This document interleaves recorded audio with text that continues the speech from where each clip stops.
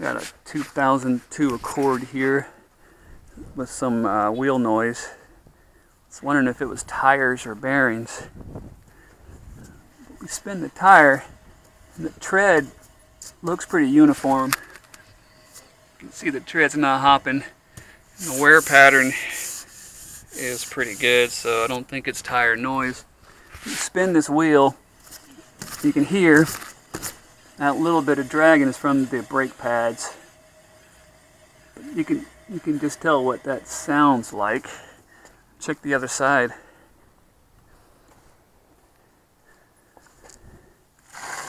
This tire's fine too. It's not worn unevenly. It's worn, but it's not worn unevenly. But turn this baby,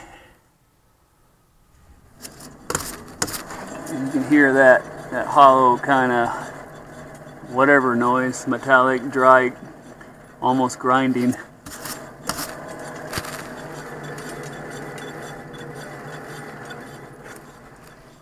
That's a wheel bearing.